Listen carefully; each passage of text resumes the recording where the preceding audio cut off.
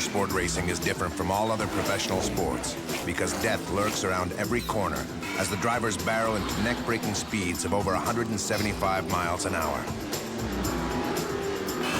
When the truck driver suddenly loses control of his vehicle and crashes head-on into the solid concrete wall, it erupts into flames.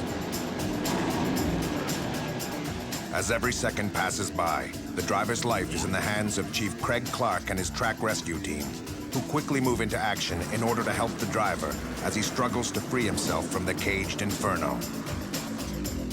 As Craig and his team head towards the crash, they knowingly put their lives on the line as a motor vehicle on fire can explode without warning. Be ready, because that lit up from the back. Be ready with a can on the back.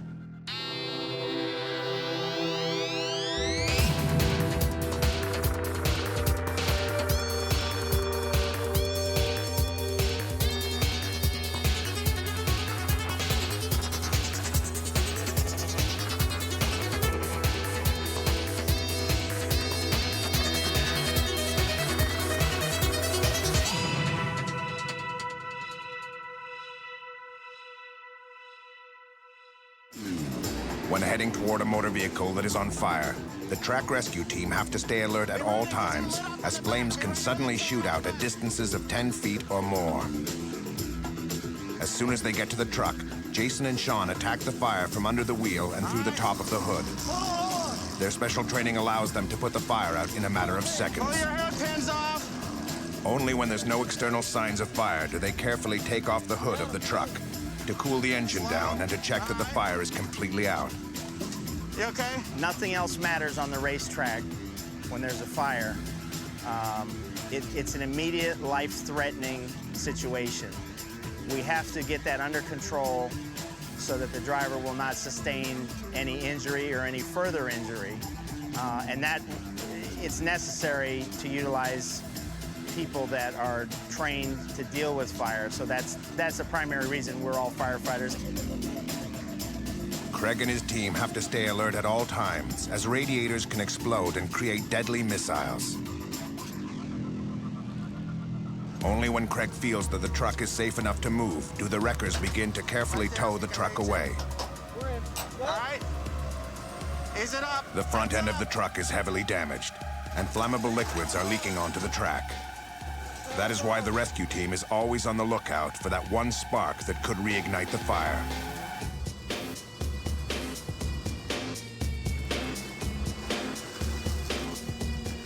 Once the truck has been safely towed away, Craig stays on the track in order to supervise the cleanup of the debris. Room crew, when you're done there, I got a pile of oil down here.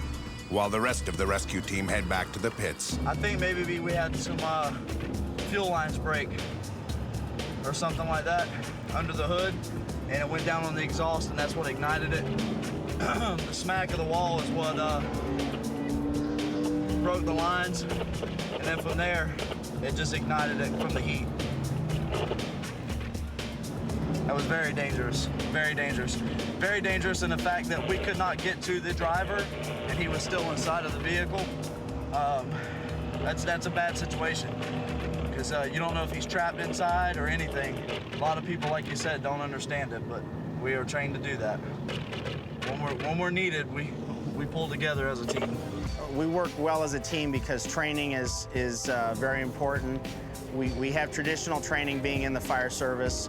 We sort of tweak that to match our specific specialty, which is motorsports. We talk about what we're going to do ahead of time, what everyone's role and position is, such as primary fire, another one is a secondary. The crew supervisor for the truck will usually deal with the driver. Everyone has their specific function, and they work really well together.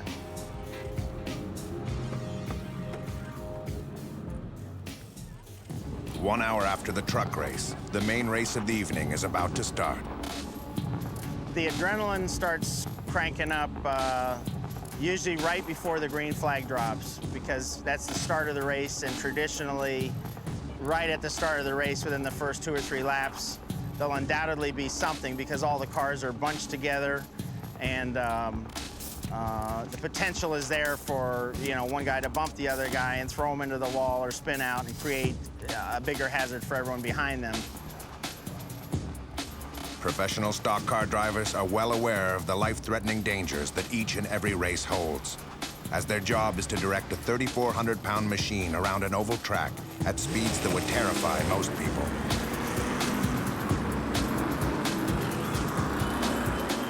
And that is why they demand that at every event that they race at, there is a well-trained and properly equipped track rescue team. I believe the track rescue team is the most important thing out here. I know that I've got 2 cars in this race. I wouldn't let either one of them on this track without the rescue teams here. Because in an accident, the first early moments of that accident are critical. And these guys are trained professionals. That's what they do. They work around race cars. You got fire. But their #1 job and #1 goal is to get to that driver as quickly as possible. And these guys are running over 100 miles an hour around this racetrack. So they've got to hope that everybody's got the message to slow down. And I believe they do a really good job of getting that message out. But sure, there's some danger involved. There's no question about it. 50 laps into the race, and the drivers are battling nose to tail around every turn. Their car engines quake beneath their feet like living dragons. The raw power and volume coming from the drivers' cars causes the ground to vibrate throughout the whole of the track. As cars flash by Sean and Jason, Craig observes how well the cars are performing from inside his truck.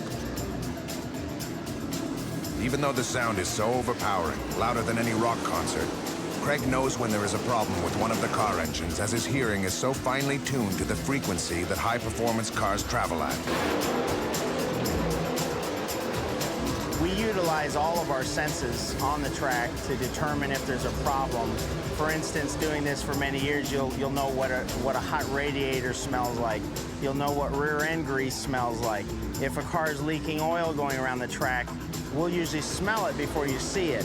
So we realize, okay, now we need to find out which one it's coming out of, because especially with leaking oil or rear end grease, which is very difficult to clean off the track, it creates a hazard for all the drivers behind that car, because if he puts enough down, they're going to lose traction and go into the wall or crash into each other. Craig has to stay focused for the whole 200-lap race, as when a crash happens, every second that passes could be the difference between the life and death of one of the drivers or one of his team.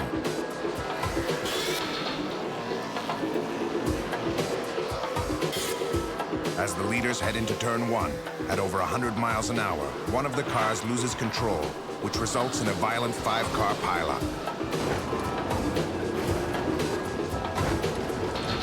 Craig immediately hits the hazard lights on his truck. Unknown to Craig and the rest of his team, there has been a major fuel spill from 2 of the cars. If the fuel finds an ignition source, then they could be heading towards an intense fuel-fed fire. Craig and his team have got to get the drivers out of their cars as quickly as possible.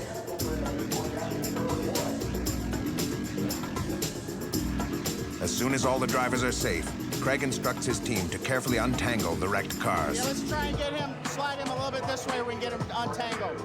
Yeah, we got to slide him back enough to get him on the hook right here. The most dangerous incident I've ever had working track rescue, I would have to say, was we had one vehicle accident.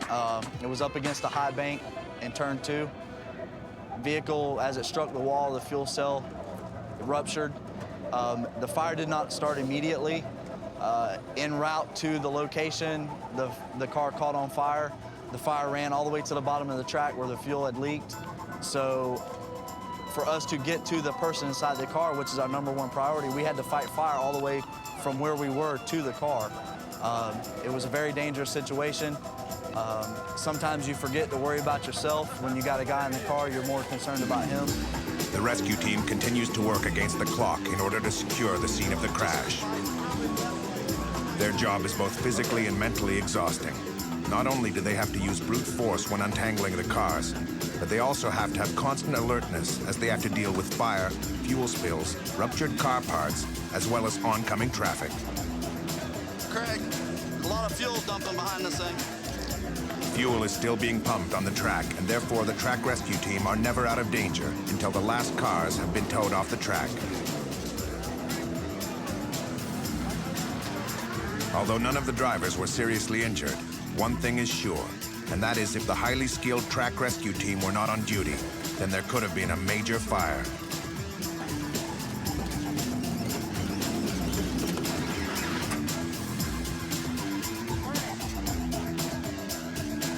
Their vast experience and acts of bravery have enabled the drivers to once again walk away unscathed.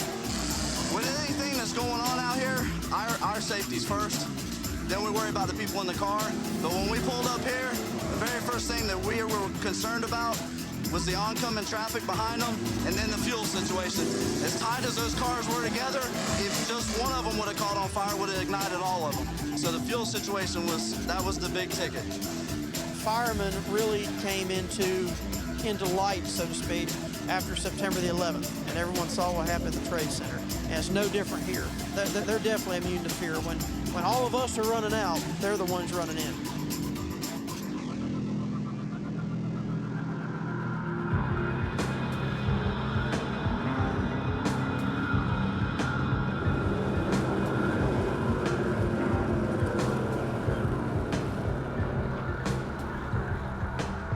Even though 30 laps have passed, Jason and Sean are still contemplating how lucky they were to get out of the 5-car pileup without any major casualties. Did you see all the fuel on the ground? Yeah, man, that was a pretty rough one right there. Those two cars that were stuck together, that was pretty dangerous right there. Drivers made it out all right, though. Yeah, that was the main thing. That, everybody come out alive and safe. Nobody got hurt, but all that fuel on the ground, the oil that was on the ground, the way the cars were wrapped up and stuck together, I didn't think we were going to get them pulled apart without some sparks or something happening. That's always the hard part of things. Yeah.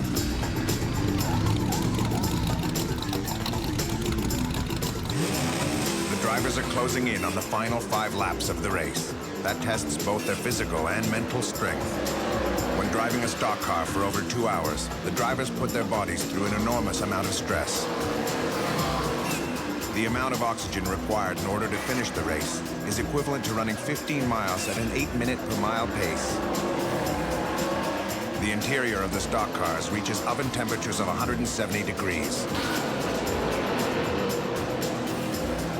The monstrous engines that power these vehicles can heat the floorboards enough to actually scorch the bottom of a driver's feet. Special footwear is required, but their effect can be neutralized when the engine is running hot. Tensions are running high as the leaders are 3.5 miles away from the checkered flag. Suddenly, car 5 is bumped, which causes it to spin out of control and go crashing straight into a wall at over 100 miles an hour. Responsibility does stop with me for the most part. I have to take account a lot of situations going on at one time, and I have to make split-second decisions that the outcome of could affect everyone on the long-term basis. As soon as Craig gets to the scene of the crash, he is confronted with one of the most dangerous parts of his job, and that is getting too close to the cars that are still running on the track at over 60 miles an hour. The driver that was spun head-on into the concrete wall is looking for the guilty driver that sent him there. Make sure you stay over this way, guys. Craig has to stay alert as he does not know how the oncoming drivers are going to react. If one of them loses control for a split second, Craig could be involved in a deadly accident. Luckily for Craig, the drivers only exchange heated words. Craig then hushes the enraged driver back to his car. Driver's okay. Considering you used the middle finger, I think he's okay. As soon as Craig gets back to the wrecked car, Brian spots a fire in the engine. Right here, right there. He attacks it quickly to make sure that it does not spread. All right. His quick and decisive action has stopped the fire from becoming a deadly hazard for the driver and the rest of his team. As the wreckers begin to carefully tow the car away, the track rescue team heads back to the pits. Go around and come in. Your most important thing to watch out for while you're doing stock cars is just traffic. When you're pulling onto a track, when you get off the trucks, when you're walking to a car. And my opinion is fire becomes second, because if you get hit, you can't do your job. So it's definitely that point man. If he doesn't do his job, somebody's gonna get hurt. So traffic is probably number one for me.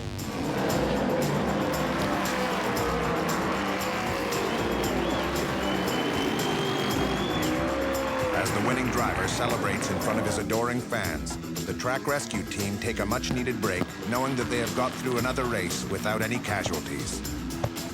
Track rescue, any safety personnel, that most certainly are the unsung heroes. And it's very unfortunate because when you get right down to it, they're probably the most important aspect, the most important piece that goes to put on a racing program. And unfortunately, nobody gives them the glory until you do have that bad wreck and they're right up there.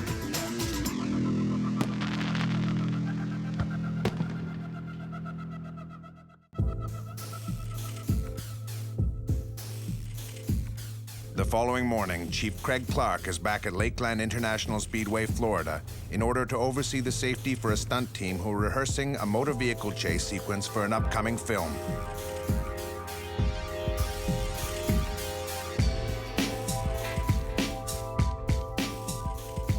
As soon as Craig gets to the center of the track, he changes and then goes to see stunt coordinator Mike Bernstein to prep for the day. Hey, Mike. Wanted to talk about some of the safety procedures what we're going to have on the insert truck. Okay. You're going to have everybody secured in either seats or... Yeah, we've got 3 seats in the back, so everybody's got a 5-point harness.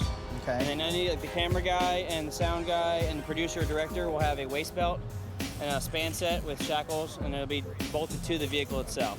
Okay. And nothing is far enough or long enough that they can't fall out. Sounds good, and we're going to do a chase sequence with several vehicles and a motorcycle. Yes, we're basically simulating a chase scene for a movie, and Dave Kramer on the motorcycle is going to do what's called a stoppie, and then Ron Fox is coming behind him on another car and do a 180 in front of him. So we're going to be basically filming that, and you're going to be there in case anything happens. Great. All right, well, let's have a good day and keep everything rolling. Cool. Thanks, All right, man. appreciate it. Anytime. One of Craig's principal responsibilities is to check the truck that the camera crew will be filming from. Meanwhile, the stunt team gets ready for their first practice run. We do routine maintenance checks, actually check the equipment out. If it's a motorized piece of equipment, we'll start it, run it for a while, get everything warmed up. If there's obvious signs of wear or tear, then we of course replace the equipment. We carry backups and spare equipment, so it's a matter of going through and checking everything that everything's working, so when we get on the scene, we don't have to worry that something's going to malfunction on us. It's necessary to have multiple backups or redundant backups. Once the stunt team is ready, Craig positions himself in the truck just behind the camera crew. This will enable him to get a clear view of any immediate dangers that may occur. Being a stunt person is a daredevil profession. Only a few people have the nerve and skills to execute a chase sequence without damaging their vehicle or killing themselves. Craig's main concern is that if one of the drivers makes a slight error of judgment, it could cause a multiple car crash. Unlike stock cars, passenger automobiles do not have a built-in roll cage that protects the drivers from a high-impact collision. There are times they do take some risks. You have to shake your head, but that's the way it goes. That's how you get those ultimate shots and entertain the public. This is the first time that all of the drivers are performing the stunt choreography as a whole. Timing is of the essence, and there is no room for mistakes.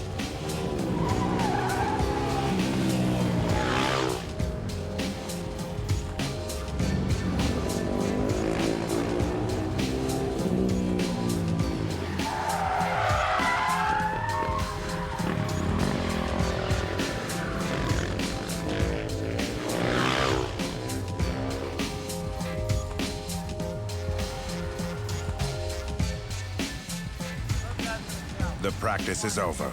Tomorrow will be just another day of motorsport rescue for Chief Craig Clark.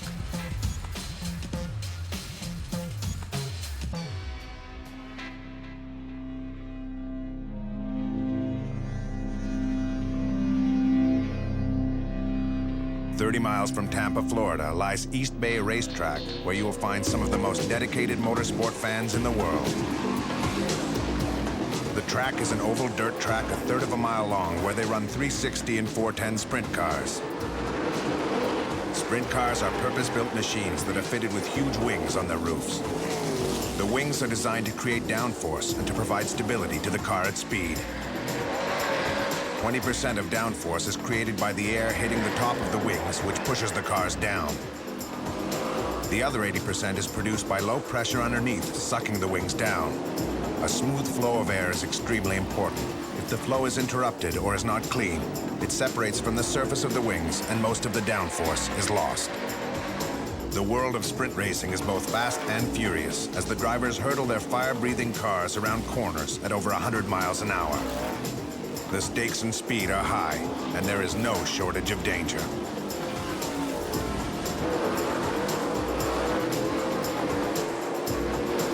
Stacy Knight is the safety director who is the first person on the scene when there is a crash.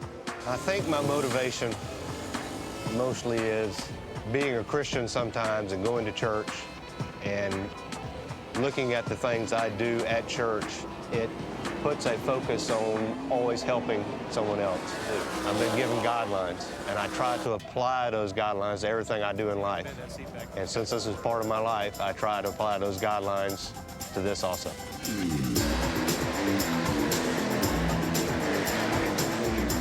Curtis Carter works alongside Stacy. He is an ex-fireman who has been saving lives for the past 20 years. I put my life on the line, and I risk going out on that racetrack because it's in my blood. I guess the man up above, that's what he put me on this earth for, was to protect people and be there for them in life-threatening situations. Yeah, his ankle a little bit. There has to be that leader. And I really think of myself as a leader and taking care of other people and, you know, making sure that they know what's going on. The anticipation from the crowd is electric as they wait for the first race of the night to begin. Oh yeah, side by side, green flags up for racing. Already starting to move, slicing and dicing, going 3 wide into turn 1. Up on the outside comes Houck in the 5. That's a long way around here. He'll lose a couple of spots. Everybody's chasing Bradley in the 51L. He's in command. Stacy watches the race from the center of the track, analyzing every move the drivers make. He waits patiently, knowing that it is only a matter of time before one of them makes a mistake. A sprint car only needs to clip another car's wheel or enter a corner too hard, and the driver will find himself upside down before he knows he's been in a crash. As the mini sprint drivers head into turn 1, they are battling furiously for the lead. The drivers are throwing their cars around the track like mini tornadoes. As leaders head into turn 4, Corey Spencer's wheel is clipped, which sends his car spinning out of control and head-on into the wall at over 80 miles an hour. Within 15 seconds of Corey hitting the wall, Stacy is already at the scene of the crash. Corey does not seem to be moving, which isn't a good sign. Curtis sees a hole in the traffic and takes a chance of crossing the track. One error of judgment, and he could be killed by the oncoming traffic. Although in pain, Curtis's survival skills kick in immediately as he picks himself up and rushes towards Corey. He's got serious pain in his knee. I think he got the steering shaft with it. The terrain is very, very rough out there on the racetrack because the cars cut grooves when they're going around and around the track. Sometimes you get small grooves, sometimes you get big grooves.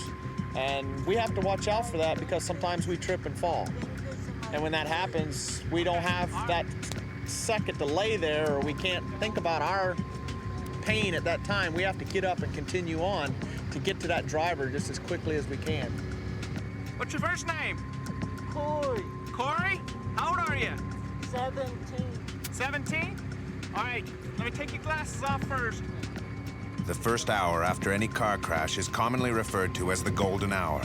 And treating patients during this window of opportunity can prevent 20 to 30% of potential deaths, as well as dramatically reducing hospital stays. He's got serious pain in his knee. I think he got the steering shaft with it. Left knee? Both. Left knee, right knee? Both. Although Curtis is focused on trying to help Corey, he constantly has to be on the lookout for unexpected dangers that could seriously injure them both. There are hidden dangers that a lot of people really don't see because they don't have the proper training. They don't know what to look for. That radiator has boiling hot water in it. It could reach temperatures of 275 degrees, 300 degrees possibly. The caps on the radiators, they could be jarred loose just a little bit, which could make the radiator explode, which could have the radiator fluid go all over us, which is very hot. It could go all over the driver, and we don't want that to happen. We want to make sure that he's safe and we're safe. So we have to take precautions whenever we're working in that type of situation. Okay, all right. Stay right there just for a second. How you feel now? A little better. Huh? A little better. A little better now? Okay, you coming straight out the top? Yeah. Okay, take your time. Grab it like that. Grab it like that. All right.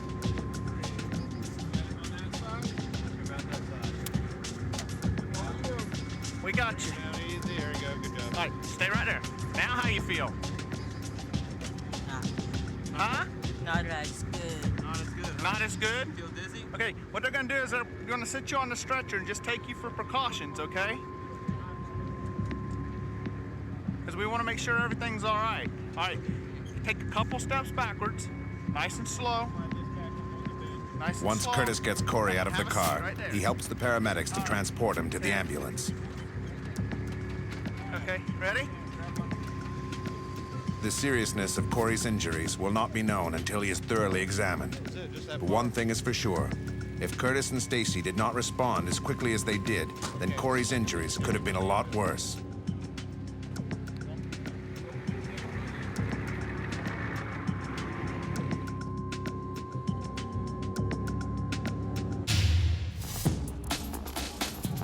Before the next race gets underway, Stacy and Curtis take some time out to talk about the hazards they face each night.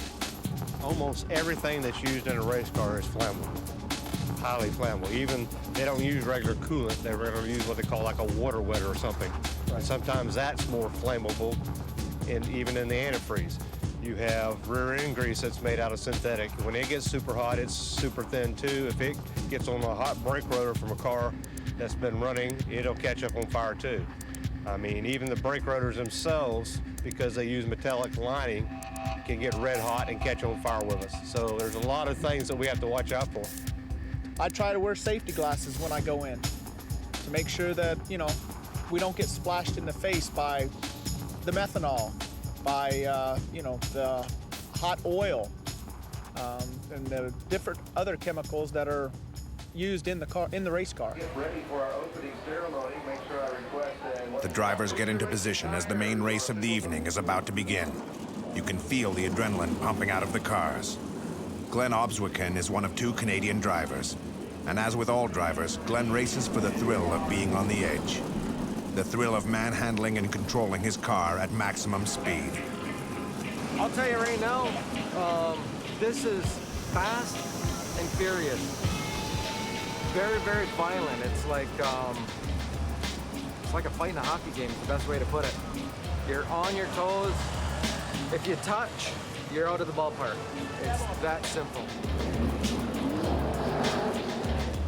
I do have some fear. I have 2 young kids. I think about it every lap. Every time I go out there, I don't want to get hurt. I don't want to break a leg. We hang out together. We do everything together. I just love it. And sure, I'm jeopardizing a possibility of something happening, but I don't know. You got to live it. I really don't know how else to explain it. It's just, it gets you and it holds on to you and it doesn't let you go. As soon as the race begins, Stacy sternly observes the drivers as they propel their 1,500-pound rocket ships around each corner at speeds of over 100 miles an hour. Stacy can't lose his concentration for 1 second, as there have been several crashes that have nearly cost him his life. A couple times while I've been doing the rescue, there has been opportunities where there's been extreme danger and something. The accident we had a few years ago in turn 1 where the car backed into the wall and the fuel cell ruptured and he dropped his whole fuel tank, which was probably 22 gallons at the time, on the track and inside the car. That was a big fire. When you run up on the scene, it seems like fear kind of disappears because you know what your job is, and if you had fear in doing it, you might not do it. So I think the adrenaline takes over and says, you know, those guys are in danger and they need my help. and I'd hate to see anybody to get hurt or burnt in a car. As the race heats up, every driver is fighting to be the first across the finish line. Driving car number 16 is 24-year-old Erin Crocker, who is one of the only female sprint car drivers on the circuit. Erin has been racing cars since the tender age of 7. The guys treat me pretty well. You know, you've come out in a new series, and it seems like you have to really earn your respect being a woman. But if you do and they respect your driving, your ability, then they just treat you like another driver. When Erin comes flying out of turn 3, her wheel is clipped for a split second, which sends her violently crashing into the track wall. Stacy reacts immediately and heads off on his four-wheeler. As soon as he gets to the scene of the crash, Stacy goes over to see if Erin is okay. You all right, Erin? Can you come out, or you want to wait till we get you over? Going out this way. Both drivers are A-OK. As the drivers begin to exchange insults, Curtis spots fuel leaking from one of the driver's cars. Okay, we got a fuel leak. Let's go. Assisted by the rest of the track rescue team, he turns the car on all 4 wheels so that the fuel does not make contact with any hot spots from the engine, as this could cause a severe fire in a matter of seconds. Once again, Curtis's expert training and quick thinking has saved the day. Can you push that forward? Push that forward, and we're gonna get right straight down there. Last night in turn 4, I had a little bit of an incident. A car got into me, and I ended up turned over. I have to say the safety crew was right there and making sure I was all right. And sometimes I think the safety crew goes unappreciated until it comes to a major situation, which is unfortunate, but it's just one of those things you kind of take for granted and expect it to be there. Erin, everything looks pretty good.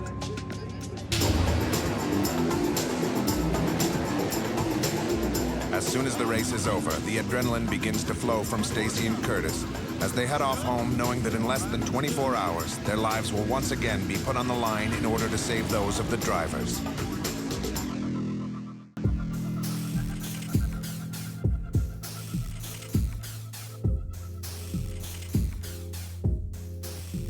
The following morning, the drivers' teams are busy cleaning their fire-breathing, mud-slinging cars. Sprint cars are some of the most powerful types of oval track cars. They weigh about 1,500 pounds and crank out over 500 horsepower. Whilst driver Glenn Opswicken gets ready for his morning practice run, his team prepares his car for the big race later on in the evening. Even though they check every part of the car to make sure that Glenn is sufficiently protected, they know that if he is in a major crash, his life will be in the hands of the track rescue team.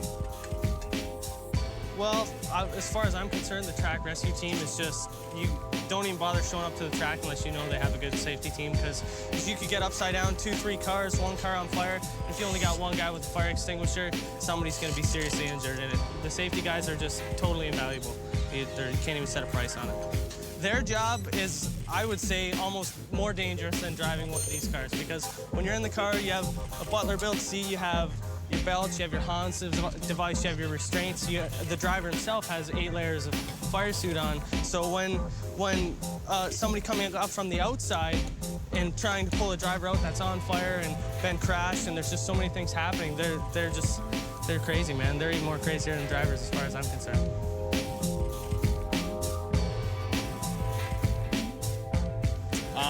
Glenn actually gets to see both sides of it because he also owns a racetrack, so he has to hire guys that do this. So he's very aware of what needs to be there in place, what training the guys need. So he's very on the ball when it comes to stuff like that. That's usually the first thing he scopes out when he gets to a different racetrack is what kind of safety crew they have.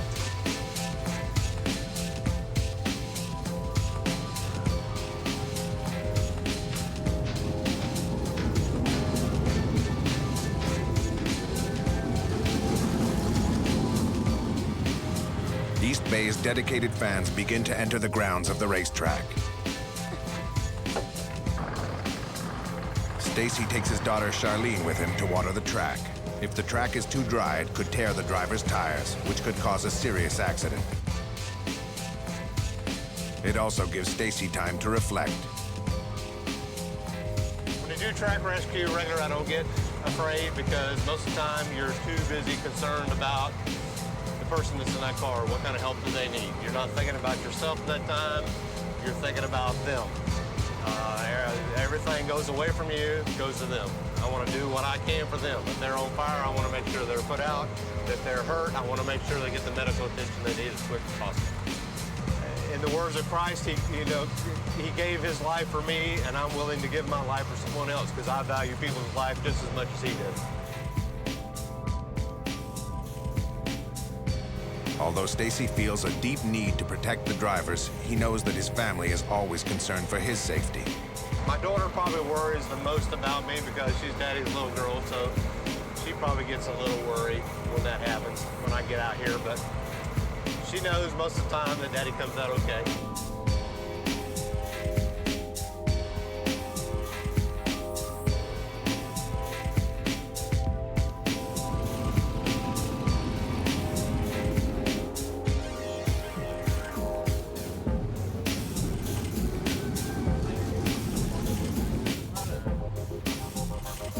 Stacy's wife, Janet, also works at East Bay Racetrack.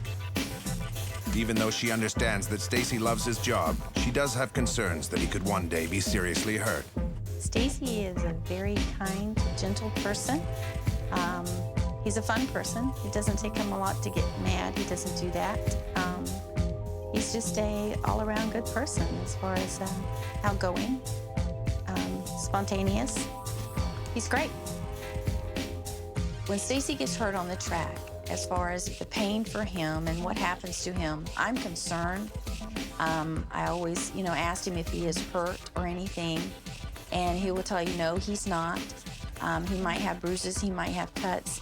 To him, it doesn't concern him, but I always check to make sure that, there's nothing physical, and if it's just minor things, I can handle that.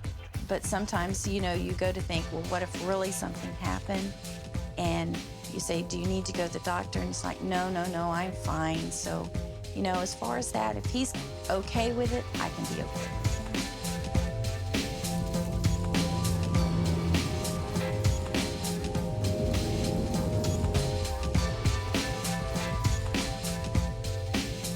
As the sun sets over East Bay Racetrack, the drivers get ready to once again wage war in order to be the first to cross the finish line.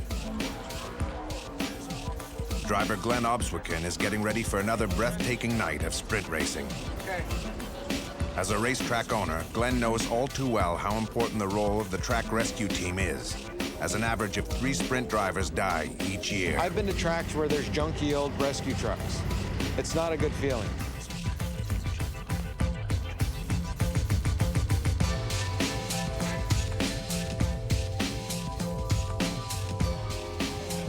Stacy and Curtis position themselves as racetrack owner Todd Hutton watches from the press box. Last night, he'll line up outside row 2. Inside row number 3 for heat number 1. She's setting history in motion here at East Bay Raceway Park on Wednesday night. The track rescue job is very dangerous in a situation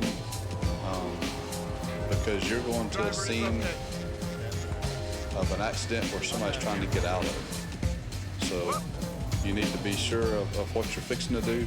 You got to have a game plan in place on your way to that scene of an accident, and don't put yourself in more danger than needs to be done. Driver's okay. See, you're still in. Maybe the rescue team does not actually get the praise or the glory or the money, but each one of the drivers, when they come in, to the Speedway, they know that they have somebody to back them up if they get in a bad situation.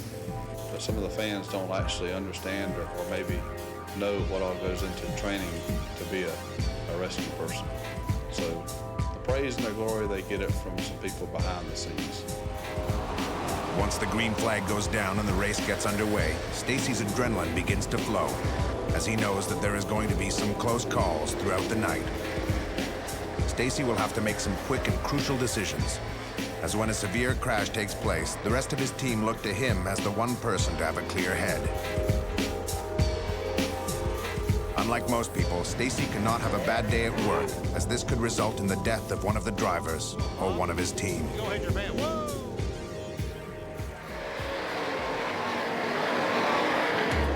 Curtis carefully follows the race as the cars muscle their way around each corner at speeds of over 100 miles an hour.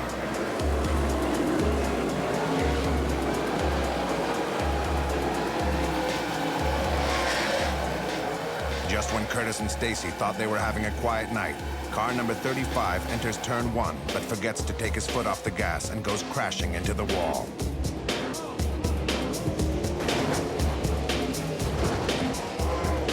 Red, give me a red. Stacy heads off towards the crash, not knowing that oil and fuel are leaking on the engine of the car.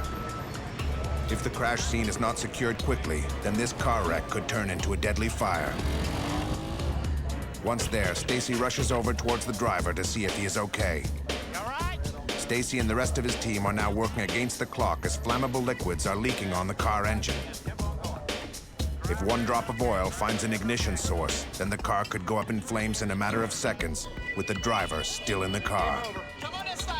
Assisted by the wreckers, Stacy and Curtis turn the car back on all 4 wheels so that they can get the driver out. Using brute strength, they lift the car and carefully turn it over. Watch the front up here. Got a lot of oil up here. Watch the front. Once the car is upright, Curtis asks the driver if he is okay, while Stacy secures the scene of the crash by making sure that there is no more flammable liquid leaking on the engine. Well, this was a pretty dangerous situation because we did have oil leaking right on the headers, and best to my knowledge, the throttle stuck in this car because he never let off. And we were able to get there, get the car turned back over on all 4 wheels, and secure the hazards. Once the mangled car is placed on the tow truck, it is taken back to the pits by the wreckers as Stacy and Curtis make their way back to the center of the track.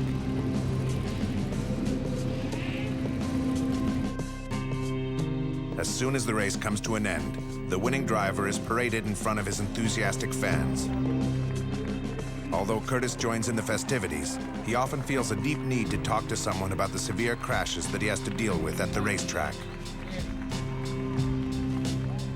Whenever there are crashes on the track, we have to go out, like I said, and rescue that person.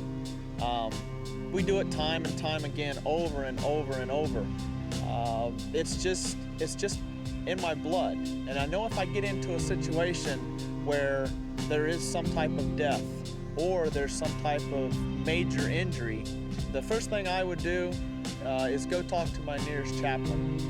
He's some person that you can go talk to, and you can tell him, you know, how you feel about the situation.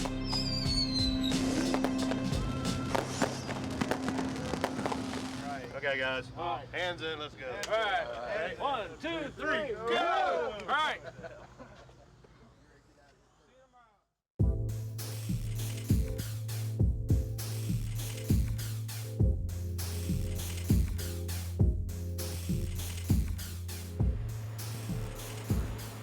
3 weeks after Lakeland International Speedway's last meeting, Craig Clark and his rescue team are once again called into action. They often work a grueling 12-hour day from early in the morning when the drivers begin their practice laps until the end of the last race, which can often be as late as 1 a.m. the following morning. Our lives are in danger as soon as we come out here because we do more than just the track itself, the pit crews, everything. It doesn't matter any time of the day while we're here, we can get called for anything. So I think our lives are in danger the whole time we're here. I mean, there's no certain time, there's no certain race, anything can happen at any time. The accidents, they happen on all the races. People get hit in pit row all the time, so there's no definite time of risk or anything. We're at risk all the time.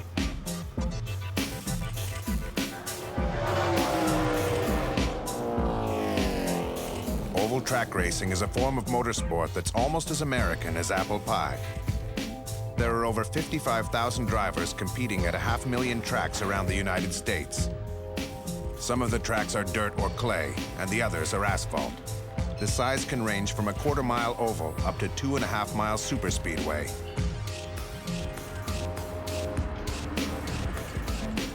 Stock car racing is arguably the most exciting form of oval track racing. Originally, the term stock car was used to distinguish between race cars that were specially built and designed for racing and regular road cars.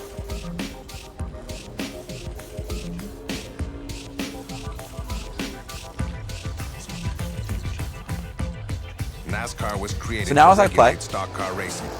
One of their requirements was that any car that entered into a race had to be made entirely of parts that were available to the general public through automobile dealers.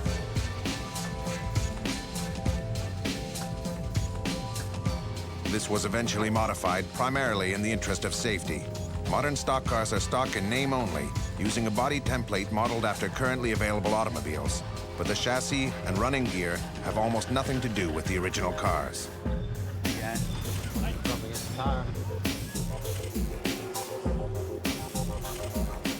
Stock car racing is a highly competitive sport, and as with all motorsports, there are winners and losers, and there is triumph and tragedy.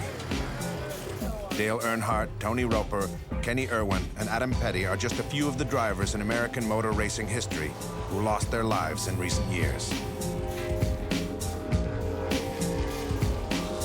19-year-old Jay Middleton is one of the hottest young drivers in the U.S. Southeast racing circuit. He has been racing at oval tracks since he was 14 years old. Jay has witnessed many crashes in his short career. Crashes that have killed drivers and a member of the track rescue team.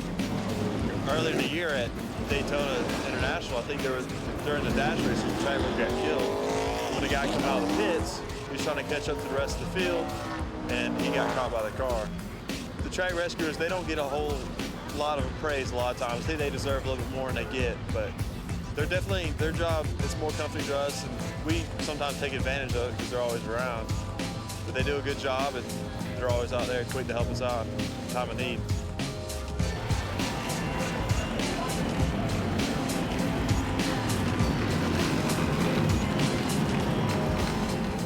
As the drivers get ready to start the first race of the evening, the track rescue team give each of them the thumbs up. This lets the drivers know that if they are involved in a crash, that they will be there for them. This is not to say that Craig and the rest of his team never get scared. Yes, I do get scared. I get scared all the time because when we go out there, you don't never know what's going to happen. You know, the only thing we have to protect ourselves is each other. Once the race gets underway, the drivers push their cars to the limitations of automotive engineering as they head into each turn at over 100 miles an hour. Stock car racing is a psychological challenge. In order to pass the driver in front of you, you often have to travel at speeds in excess of 150 miles an hour next to a concrete wall. One bump from another driver, and there's little you can do but pray the track rescue team get to you as quickly as possible. 20 laps into the race and two cars are running bumper to bumper. Car number 38 suddenly loses control, and they both go crashing into the wall right in front of the track rescue team's truck. Without delay, Craig and his team head towards the crash. We have fluids on the ground. If they are hit by one of the oncoming cars, they stand little chance of surviving. They take a chance and head off towards the drivers. As soon as they get to the scene of the crash, the point man slows the traffic down and guides them away from the rest of his team. Once at the scene of the crash, Craig heads straight to the drivers to see what their conditions are. What seems like a small wreck is in fact quite a dangerous situation, as one of the cars is embedded into the wall and is leaking methanol fuel on the track. Methanol is very clear when it burns. If a fire starts, the track rescue team will have little time to get out of harm's way.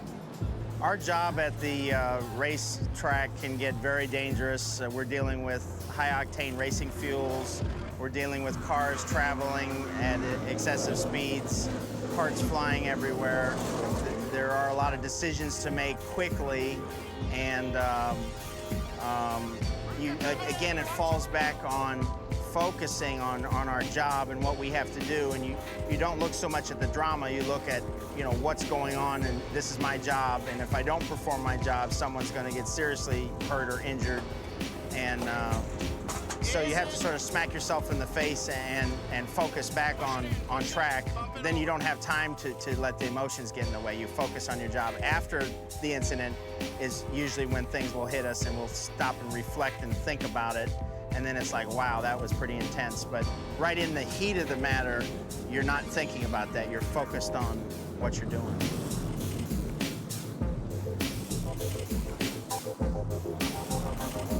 To To Craig's relief, his team were able to get the wrecked cars into the pits without any major casualties. As they head back to their truck, the track rescue team have always got to stay alert as traffic is still running on the track at over 40 miles an hour. Go ahead, Dick.